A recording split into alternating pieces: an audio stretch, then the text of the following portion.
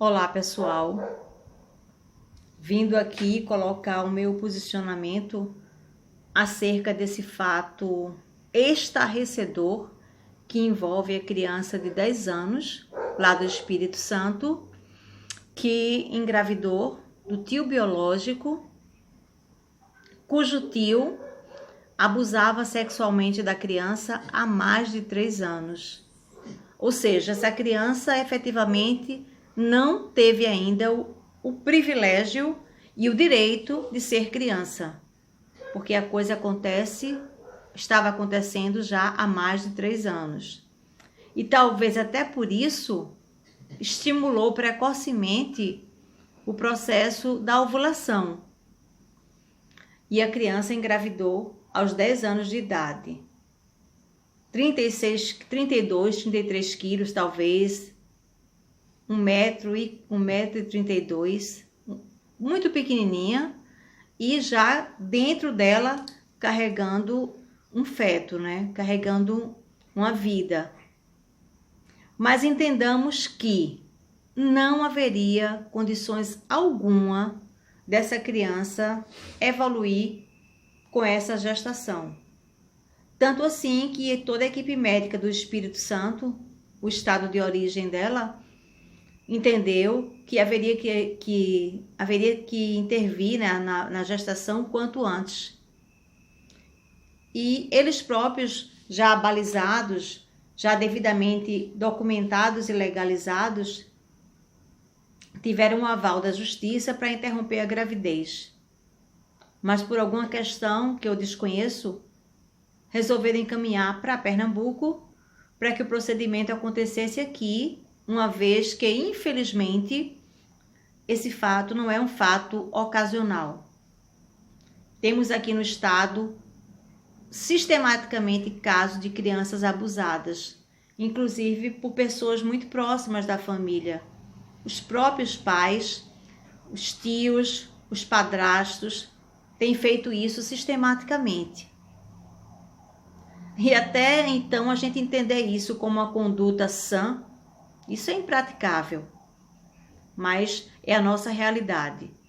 E a criança veio para cá e uma equipe médica devidamente preparada, porque já acompanha esse tipo de acontecimento desde a década de 90, conseguiu fazer a intervenção com êxito e agora é aguardar a recuperação física da criança para que ela consiga voltar ao seu estado de origem.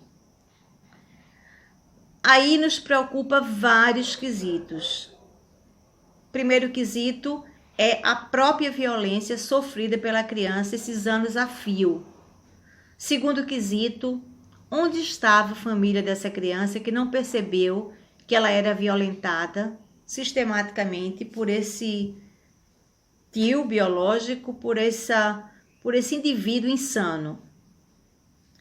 Como é que a mídia tomou conhecimento de uma situação extremamente delicada como essa e expôs para o planeta uma questão que requeria todo o sigilo, todo o zelo, todo o cuidado para que minimizasse os efeitos emocionais desse trauma, dessa experiência de altíssimo impacto emocional nessa criança, não é? E na formação mesmo da psique dessa criança. Mas enfim, chegou a mídia e chegou também a outras instâncias, como grupos religiosos, grupos políticos que fizeram pé lá na maternidade na intenção de tentar tumultuar ou talvez até fazer uma espécie de mídia de marketing para que não acontecesse o aborto, alegando que a equipe ia se comportar de modo monstruoso e que isso não procede. Mas olha, essas pessoas pensaram, exercitaram a empatia, se fosse com a filha de um deles, com a neta de um deles. Grupos religiosos lá presentes, mas aí quantos religiosos dos mais diversos credos cometem a pedofilia quase todos os dias em seus templos sagrados?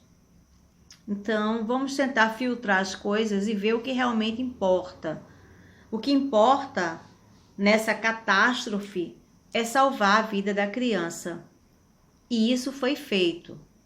E teria que ter sido feito logo, porque ela, como criança e corpo de criança, não teria nenhuma maturidade fisiológica para comportar esse feto e a gravidez vir a termo. Teria sim que ter sido interrompida, e como foi, por profissionais muito competentes, profissionais sérios, profissionais que entendem o que é uma violação da infância e que fizeram o procedimento tecnicamente e humanamente da forma mais correta possível. Vamos agora aguardar,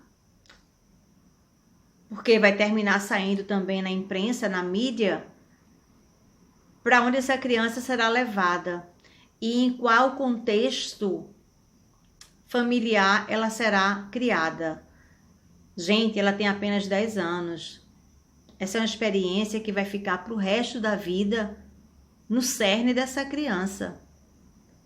Como é que ela vai conseguir desenvolver sua capacidade afetiva, sua compreensão da vida sexual, tendo passado por essa experiência aterrorizante? Como é que será isso para ela?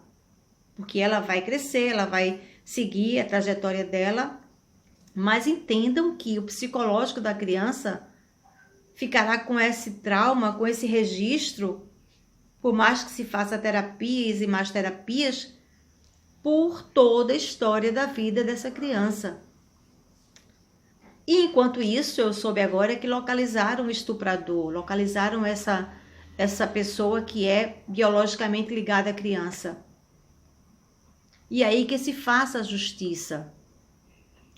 E que no Brasil, talvez tenhamos muito que rever a justiça para esses casos, não é? Porque nem que ele fique na condição de prisão perpétua, isso vai minimizar ou isso vai salvar o desenrolar da história dessa criança. Não, não vai salvar. Vamos torcer para que, dentro do possível, ele cumpra a sua pena, mas cumpra de verdade e que pague o preço dessa atrocidade e que a criança consiga voltar, talvez ao seu estado de origem, eu não sei como será, mas que isso não seja uma coisa comum, que não percamos a capacidade de nos surpreender e de nos sensibilizar com esse tipo de acontecimento terrível que é violar a infância, que é compactual, que é achar natural uma situação que envolve a formação de um caráter, a formação de uma vida humana e onde a infância, de acordo com o Estatuto da Criança, deverá ser preservada, cuidada e protegida até a sua fase maior, né? Adolescência e fase adulta. Essa criança não pode ter esse direito vivido. Esse direito foi cerceado em função dessa atrocidade do tio. Então, fico aqui com vocês nessa reflexão, porque a situação é deveras complexa e a gente não pode permitir que coisas dessa ordem aconteçam mais. Mas, paradoxalmente a isso, a gente sabe que a realidade ainda nos convida a muitas surpresas ruins, porque talvez a alma humana, a psique, ela tenha andado intoxicada. E as coisas que não procedem, elas têm mais evidência.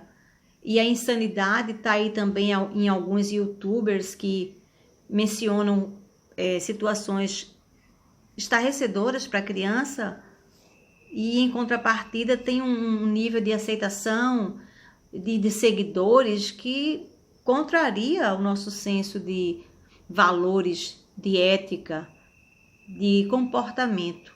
Como se o contravalor pudesse enaltecer, ser enaltecido e ficar na mídia gerando ibope e dinheiro, porque alguns youtubers estão assim milionários com essa coisa de propagar condutas insanas, e até talvez também se redimir, querendo ajudar a criança agora, querendo participar financeiramente do acompanhamento dessa criança, que não procede, isso não procede, não é?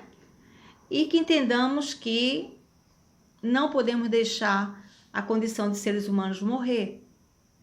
As sociedades ditas irracionais, os seres inferiores, eles têm todo um comportamento, todo o cuidado para que a comunidade tenha a sua vida, aconteça de modo pleno. E isso é instintivo, né? Os grupos como a abelha, que é uma sociedade muito organizada, as abelhas, as formigas, os insetos de um modo geral são muito organizados. Os animais também, como o cachorro, leão, eles têm assim um senso de família, de grupos, né? Os macacos, eles têm todo esse cuidado com a prole, todo esse cuidado com a continuidade da espécie. E nós, seres humanos, estamos ainda tentando aprender com os animais irracionais. Então, qual é o grau da nossa racionalidade em meio a uma situação dessa ordem? E que a gente possa pensar e possa também valorizar sempre o cuidado com a criança.